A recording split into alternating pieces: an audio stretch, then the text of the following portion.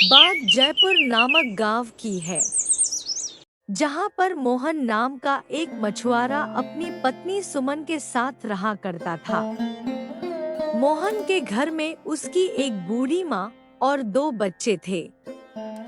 बेटे का नाम रमेश और बेटी का नाम चिन्नी था। मोहन मछलियां पकड़कर बेचा करता था।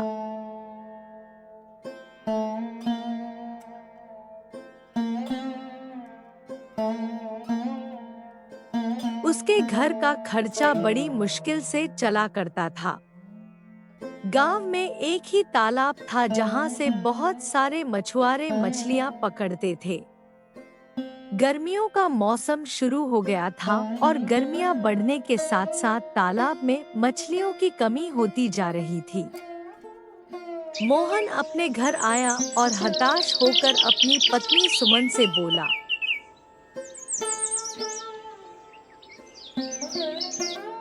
सुमन, तुम्हें पता है आज भी मुझे बहुत कम मछलियां मिली थी तालाब में, इसीलिए कुछ ज्यादा पैसे नहीं मिल पाए। जो कुछ भी पैसे मिले हैं यह आटा और थोड़ी धनिया और मिर्ची ला दी है। बस अब तुम चटनी बना लो और आटे से रोटियां बना लो, हम वही खा लेंगे। सोच रहा हूँ कि कल थोड़ा जल्दी जाऊं तालाब पर, शायद थोड़ी और मछलियां मिल जाएं। मोहन की बूढ़ी माँ मोहन की बात सुन रही थी और वो मोहन से बोली, अरे बेटा, तू इतना परेशान क्यों होता है? भगवान ने चाहा तो सब ठीक हो जाएगा। तू बस ऐसे ही मेहनत करता रहा। अभी तो कुछ भी ठीक नहीं हुआ माँ, पता नहीं आगे क्या होने वाला है। अरे बेटा, ऐसे मायूस नहीं होते। भगवान सबके लिए है, वो सब ठीक कर देंगे। हाँ जी, मुझे भी यही लगता है कि माँ जी बिल्कुल ठीक कह रही है और अच्छे बुरे दिन तो जीवन का हिस्सा है। आप ज्यादा परेशान मत होइए, मैं जल्दी से खाना बनाकर लगा देती हूँ। सभी लोगों ने बैठकर खाना खाया।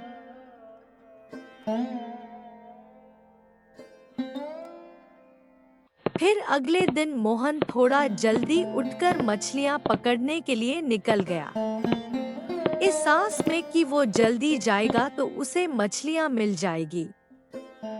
लेकिन वहां पहुंचकर उसने देखा कि और भी कई सारे मछुआरे मछली पकड़ने के लिए सुबह सुबह जल्दी वहां उपस्थित थे।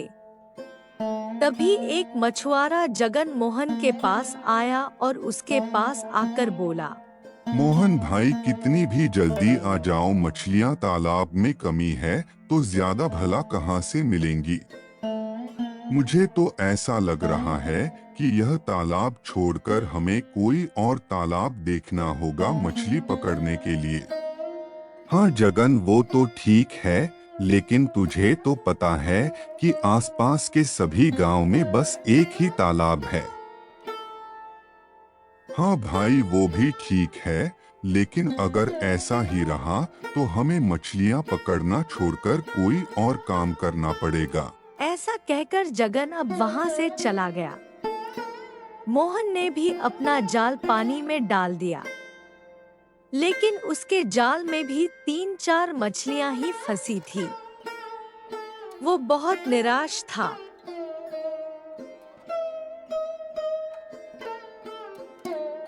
मायूसी के साथ वो बाजार गया और उन्हें बेचकर जो भी उसे पैसे मिले उससे अपने घर के लिए दाल चावल खरीद कर ले आया और अपनी पत्नी को थमाते हुए बोला,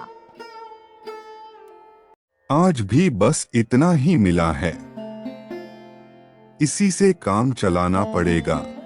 तभी मोहन की बेटी चिन्नी बोली, ये क्या पिताजी, आज भी हमें बस रूखी सूखी ही खानी पड़ेगी। अच्छा खाना खाए हुए कितने दिन बीत गए हैं। उसकी माँ चिन्नी को बीच में रोकती हुई बोली, चिन्नी, तुम आजकल बहुत बोलने लगी हो। चलो चुपचाप से खाना खा लो। तुम्हें पढ़ाई भी तो करनी है। अपने पिताजी से बात करने की तमीज खो चुकी हो तुम। मोहन समझ रहा था कि सुमन सिर्फ चिन्नी को चुप करवाने के लिए ऐसा कह रही थी ताकि मोहन ज्यादा परेशान ना हो। सुमन ने जल्दी से दाल चावल बनाए और सभी ने खाना खाया।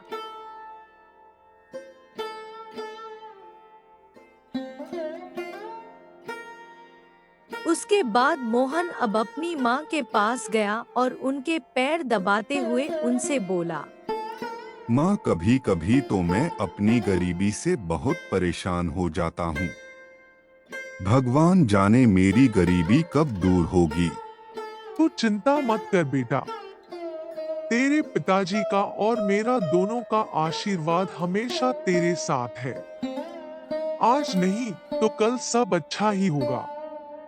बस तू निराशा को अपने गले से मत लगने दे।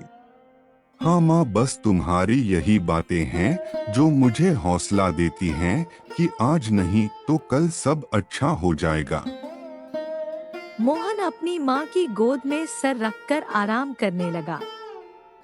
बूढ़ी माँ भी मोहन के सर पर हाथ फेरने लगी। ऐसे ही कुछ दिन बीत गए। एक दिन की बात है। मोहन जब घर आया तो उसकी पत्नी सुमन ने उसे बताया, आज ही सुनते हैं, माँ जी की तबीयत कुछ ठीक नहीं लग रही।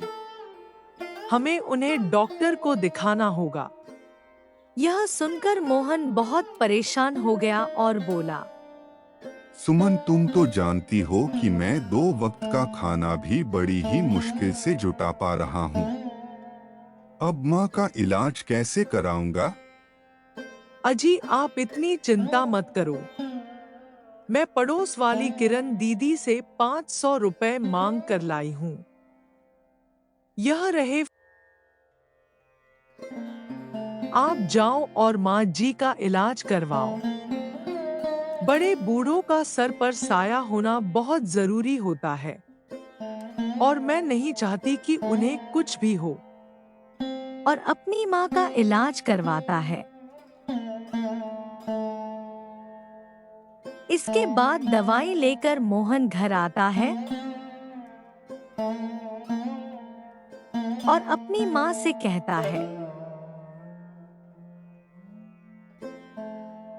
माँ, ये लो दवाइयाँ और समय पर खाना। बेटा, तुम लोगों को मेरे लिए इतना परेशान होने की जरूरत नहीं है। मेरा जीवन तो लगभग पूरा हो चुका है। मैंने सुना है कि सुमन पड़ोस से उधार मांगकर यह पैसे लाई है।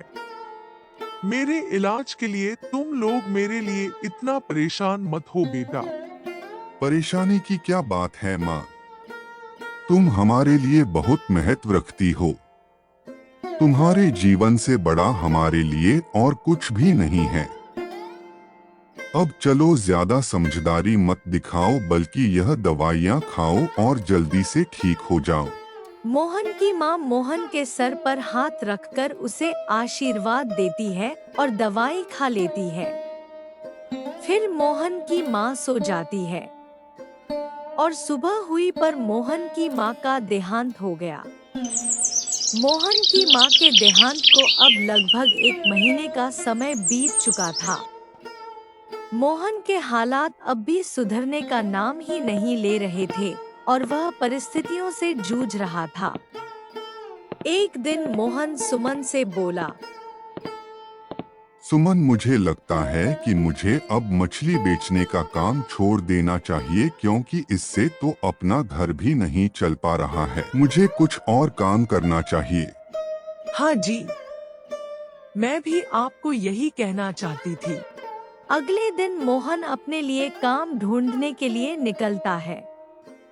वो कई जगह काम तलाशता है, लेकिन उसे कोई काम कहीं नहीं मिलता। वो अपने घर की तरफ निराश होकर लौट रहा था।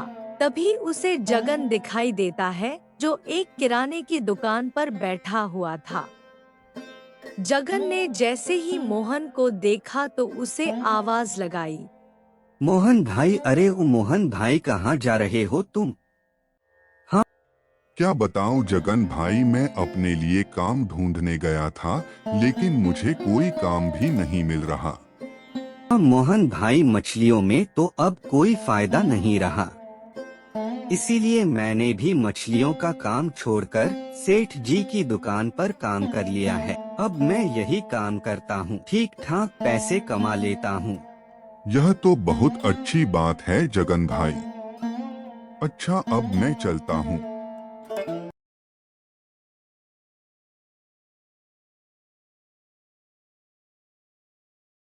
क्या बताऊं जगन भाई, मैं अपने लिए काम ढूंढने गया था, लेकिन मुझे कोई काम भी नहीं मिल रहा। यह तो बहुत अच्छी बात है जगन भाई। अच्छा, अब मैं चलता हूँ। उसके बाद मोहन घर आ गया और अपनी पत्नी को सारी बातें बताई और बोला। सुमन, मैंने बहुत कोशिश की, लेकिन मुझे कोई भी काम नहीं मिला। मुझे समझ नहीं आता कि आखिर मैं अब क्या करूं। हाँ जी, मैं आपकी बात समझ सकती हूँ, परंतु इतना मायूस होने की कोई जरूरत नहीं है। मेरे दिमाग में एक तरकीब है, अगर आप कहें तो मैं आपको बताऊं। हाँ हाँ सुमन, बताओ। अजी, जब मैं अपने मायके में थी तो बहुत अच्छे समोसे बनाया करती थी। सारे मोहल्ले वालों को मेरे हाथ के समोसे बहुत पसंद थे। अगर आप कहें तो मैं घर से समोसे बनाकर दे दिया करूंगी और आप उन्हें तलकर बेच दिया करना। वैसे भी हमारे पूरे गांव के अंदर कोई समोसे की दुकान नहीं है। आपके समोसे बहुत बिकेंगे, बस हमें एक कोशिश करने की देर है। अगर आप कहें तो हम यह कोशिश कर सकते हैं। बिकेंगे या नहीं यह तो मैं नहीं कह सकता सुमन, लेकिन ठीक है, तुम मुझे समोसे बनाकर दो और मैं उसे बेचकर देखता हूँ। लेकिन सुमन, उसमें भी एक सवाल है। हमारे पास समोसे की दुकान खोलने के लिए तो पैसे ही नहीं हैं। हम समोसे की दुकान कैसे खोलेंगे? और तुम तो जानती हो गांव में कोई उधारी भी नहीं देता। फिर सुमन थोड़ी देर सोचती है और चहकते हुए बोलती है। अजी, आपको याद है जब मैं दुल्हन बनकर नई नई घर में आई थी तो माँ जी ने मुझे अपना मंगलसूत्र उतार कर दिया था। वो मंगलसूत्र अभी भी मेरे पास जैसा का तैसा रखा है। ऐसा करते हैं, हम उसे बेच देते हैं और उसी से समोसे की दुकान शुरू कर देती है। नहीं नहीं सुमन, वो माँ जी की आखिरी निशानी है। हम उसे नहीं बेच सकते। उस मंगलसूत्र में माँ का आशीर्वाद भी तो है। वो तो ठीक है, लेकिन इस वक्त सबसे ज्यादा जरूरी है आपके लिए एक दुकान खुलवाई जाए। आखिर हमारे बेटे और बेटी के बारे में भी तो सोचना है और हो सकता है माँ का आशीर्वाद इसीलिए अभी तक मेरे पास रखा हो कि वो आपके काम आ जाए। और इस तरह सुमन जिद करके अपना मंगलसूत्र बेचने के लिए दे देती है। मोहन मंगलसूत्र बेचकर समोसे के लिए आलू की बोरी, तेल, मसाले, कढ़ाई, सारी चीजें खरीद कर ले आता है और सुमन से कहता है। देखो सुमन, मैं सारा सामान ले आया हूँ। बस तुम मुझे समोसे बनाकर दे दो और मैं तलकर बेचता हूँ। तब तक मैं किराए का ठेला लेकर आता हूँ। मोहन ठेला लेने के लिए चला जाता है। इधर सुमन ने सारी चीजें किचन में जमाई और समोसे बनाने शुरू कर दिए। मोहन ने समोसे की दुकान लगाई और आवाज लगाने लगा। समोसे ले लो समोसे, गर्मा गर्म समोसे। एक बार खाकर देखो मेरे गर्मा गर्म स्वादिष्ट समोसे। बड़ी मुश्किलों के बाद इक्का दुक्का ग्राहक ही मोहन के समोसे खाने आ रहे थे। मोहन को यह देखकर बहुत चिंता हो रही थी। मोहन जब शाम को घर पहुंचा तो सुमन से बोला, सुमन, जिस तरह से मेरे समोसे की दुकान चल रही है वैसे तो लागत निकालना भी मुश्किल हो रहा है।